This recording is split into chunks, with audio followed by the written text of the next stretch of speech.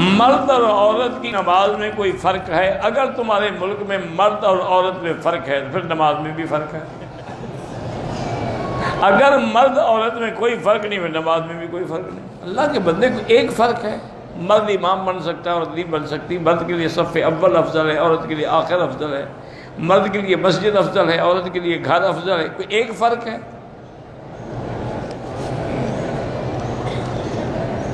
نماز تراویح کی اصل رکعات کتنی؟ اصل 20 ہے۔ غزوہ ہند کی وضاحت کریں، کیا وضاحت کریں؟ وہ ہو گیا ہے، تم اپنے لڑنے جاؤ گے؟ تم نے کون سا غزوہ ہند کی وضاحت؟ وہ صلاح الدین ایوبی کے زمانے میں گزر گیا ہے۔ اس وقت مسلمان تھے جنہوں نے جانیں قربان کی اور دین کو پھیلایا، کفر کو توڑا، بتوں کو توڑا۔ محمود غزنوی کو اربوں کی آفر کی گئی کہ ہمارے اس بت کو مت توڑیں، جتنا سونا لے لیں، چاندی لے لیں، جواہر لے لیں۔ اس نے کہا میں تاریخ میں یہ نہیں لکھوانا چاہتا کہ بت شکن، اپنا بت فروش تھا، بت بیچنے، میں لکھوانا چاہتا ہوں کہ بت شکن تھا۔ انہوں نے کہا توڑ دو اس بت کو۔ توڑا گیا تو اس میں اتنی جائیداد نکلی جس کا تصور بھی نہیں تھا۔ عورتوں کو سجدہ کرنا چاہیے بدن زمین کے ساتھ ملا ہوا ہو، یہی حدیث ہے ان یزمہما، حضور نے فرمایا اپنے بدن کو زمین سے ملا کے سجدہ کیا کرو، کیونکہ یہی ان کے لیے استر ہے، ستر اسی میں ہے۔ مرد کی حالت میں ان کے لیے ستر نہیں ہوتا، عورت کے لیے ستر ضروری ہے۔ مسجد خیف کے اندر 70 انبیاء کی قبریں ہیں، یہ 101% جھوٹ ہے۔ اگر وہاں انبیاء کی قبریں ہوتی تو حضور ان کے اوپر چلتے اور ان کے اوپر کھڑے ہو کے نماز پڑھتے۔ خدا کا خوف کیا کرو، جھوٹ بولتے ہوئے سمجھا بھی تو کرو نا۔ اچھا، اور جب یہ 70 انبیاء فوت ہوئے ہیں، کون کون سے؟ ان کے نام گنو، پھر مجھے بتاؤ اس وقت یہ مسجد خیف تھی؟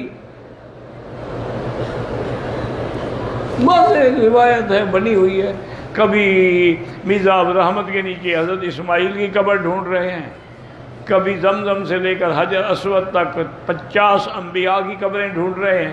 معنی یہ ہے کہ کعبے میں آ کر بھی ہم قبروں کا طواف کر رہے ہیں۔ انا للہ و انا الیہ راجعون۔ ماں اپنے بچے تنگ کرتے ہیں، بچوں کو گالی دے، بہرحال تنگ آ کے انسان دیتا ہے لیکن دینی نہیں چاہیے۔ کبھی گالی دینے سے بچوں کو نعوذ باللہ نقصان ہوتا ہے، اور پھر یہی ماں رو رہی ہوگی۔ ان کو گالی کے بجائے ہدایت کی بات کیا کرو۔ خواب میں حضور کی زیارت بڑی خوش نصیبی ہے، ان کو نصیب ہوتی ہے جو متبع سنت اور کثرت سے ضرور پڑھنے والے لوگ ہوتے ہیں۔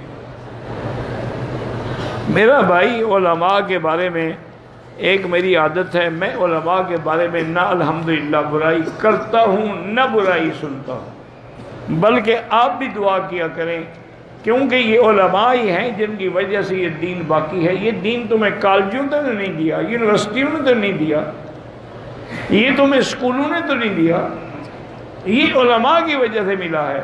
اگر ان کو بھی تم، اور شیطان یہی چاہتا ہے کہ تمہیں ان سے بدزن کر دیتا کہ تم دین سے بدزن ہو جاؤ۔ عید میلاد منانا بدعت ہے۔ میرا بھائی، اگر عید میلاد سنت ہوتی تو حضرت ابو بکر نہ مناتے؟ حضرت عمر، حضرت عثمان، حضرت علی، حضرت حسن، حضرت حسین، حضرت معاویہ، آل بیت رسول اللہ، ان کو محبت نہیں تھی؟ تمہیں زیادہ محبت ہو گئی ہے عید میلاد منانے سے۔ یہ جو شیعہ ماتم کرتے ہیں، ماتم کرنا ہی لعنت ہے، دیکھنا بھی لعنت ہے۔ اللہ کے نبی نے فرمایا ہے کہ من لبس السود وشق الجیوب وضرب الخدود فلیس منا، جو آدمی سیاہ کپڑے پہنے، چہروں پہ تھپڑ مارے، بال نوچے ماتم میں، فرمایا اس کا میری جماعت سے کوئی تعلق نہیں۔ کہتے ہیں کہ آپ نے کہا تھا کہ میرا نانا بریلوی تھا، وہ آپ جیسے بریلوی نہیں تھے، وہ پکے علماء تھے، ان کے اندر صرف محبت کا غلو تھا، ورنہ وہ ان کی طرح نہ قبروں پہ سجدے کرتے تھے، نہ عرس کرتے تھے، نہ چڑھاوے چڑھاتے تھے۔ لفظ بریلوی کہنے سے تمہیں ہاتھ آ گیا تو کیا ہو گیا؟ بہرحال رابعہ بصریہ کہیں طواف کرنے نہیں گئی۔ اگر کسی کتاب میں لکھا ہے وہ مجھے دکھاؤ پہلے، ایسے کہہ دینے سے کچھ نہیں ہوتا۔ ویسے بات اگر ہے تب بھی غلط ہے۔ حضور پاک یہاں بیٹھے رہے، آپ بے شمیسی پر کعبہ آپ کے طواف کے لیے تو نہیں گیا، حسن بصری کے رابعہ بصری کے لیے چلا گیا۔ نہیں، یہ اتنا بڑا جھوٹ جو بولتے ہو کو خدا کو اگر کعبہ شریف ادھر چلا گیا تو طواف کرنے والے کس کا طواف کر رہے تھے؟ کعبہ شریف تو گیا بی بی رابعہ کے پاس۔ انا للہ و انا الیہ راجعون، یعنی ایک ایسا جھوٹ جو سورج کی طرح نظر آ رہا ہو پھر بھی آدمی پوچھے مسئلے۔ بہرحال شیعہ کے کافر ہونے میں تو کوئی شبہ نہیں ہے، یہ تو انہوں نے صرف نہیں بلکہ ابتدا سے علماء نے لکھا ہے، اس میں کوئی شک نہیں۔ ہاں بعض اس وقت ہوتے تھے تفضیلی شیعہ، وہ الگ بات ہے۔ جو سبی شیعہ ہیں، منکر صدیق ہیں، منکر عائشہ ہیں، منکر قرآن ہیں، ان کے کفر میں کیا شک ہے؟